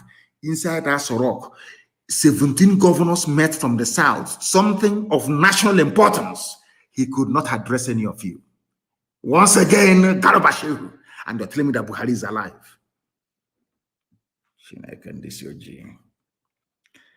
Garba Shehu, presidential spokesman, in a statement recalled Buhari approving measures. What they're trying to say is that Buhari is not happy. Buhari moves against killer headsmen, says open grazing ban illegal. Buhari, a president of Nigeria in a democratic dispensation, is telling you that banning open grazing is illegal because they rely on their cattle to do the men attack for them. That is their justification for entering into your farm. For them to come into your land, they need the cattle. To say, oh, we are grazing. Do you understand their trick? That is why, by all means, by every means, they need their cattle with them at all times. Do you know that somebody who calls himself a president is saying open grazing ban is illegal? I want to prove to the whole world tonight that your average Fulani Janjaweed is a bundle of idiocy. I also want to prove to the world tonight that Nigeria doesn't have educated people. You see, the senior advocate talking rubbish. All of them, none of them is educated enough to understand what it means to adhere to the rule of law. You know, when you hear Malami, when you hear Garabashe, rule of law, they don't know the meaning of it. Do you know that the justices you have in Nigeria, the senior advocates in Nigeria, they don't even know the meaning of the rule of law because it's in English. It's an English phrase. Because they are not English people, because they are not versed in the nuances of English language, they don't know what it means. I'm telling you, if you like, go to your professor of law tomorrow and say to professor of law tomorrow in any university in Nigeria, what is the meaning of the rule of law? He doesn't know what it means. But this night I'm going to teach you for free. So tomorrow when you go to your lecture hall, you'll be able to pose in front of the others about what rule of law means. I now want to tell you that this present regime, this present terrorist bandit regime you have in Asarok, Fulani Caliphate, Cabal, they don't know the meaning of the rule of law because they are all quota graduates. They're not educated people. Why do I say what I'm saying? Rule of law means, what does rule of law mean? It means following a precedent by law. That is why anywhere you go in the world, if you have a case, that is why they said, Akredolu versus Ondo State, or Ondo State versus water resources, or Brown versus white. Why do you think when you get to court, maybe your lawyer is preparing a brief, they cite all these cases, is to let the judge understand that this case has come before a court before, and this was the determination. And given that this determination was reached in the past, I expect you to follow the rule of law and reach the same determination because both cases are the same. Precedent in law, rule of law. I'm now trying to teach you something they will never teach you in your university because you're in a zoo. It is called precedent. Not president, precedent. P-R-E-C-E-D-E-N-T. Precedent in law. That is the meaning of the rule of law, where law holds supreme. Not the dictates of man, but law itself. What do I mean by that? Let us go to Cornell Law School. Where people are learned, not zoo schools. to understand what president means before I now tell you why the entire Fulani presidency is a bloody joke, because they are ill-educated. I want to prove to the world that Nigerians are not educated. And forget Hassan, the senior advocate, the PhD. These are a bunch of idiots. They know nothing. Precedent refers to a court decision that is considered as authority for deciding subsequent cases involving identical or similar facts or similar legal issues. Precedent is incorporated into the doctrine of stare decisis and requires courts to apply the law in the same manner to every case with the same facts. It means anytime you steal my goat and somebody is found guilty of that, stealing of my goat, anytime somebody else's goat is stolen, my case will be referred, cited as Nnamdi Kanu versus goat stealer. Do you understand? To let the judge understand that similar thing happened in the past, and this was the decision reached by this honorable judge or right honorable judge. I therefore ask you to adopt the decision of that very court. Simple. Law, law is very good. I must tell you this. I don't even know why I didn't study law anymore. My goodness.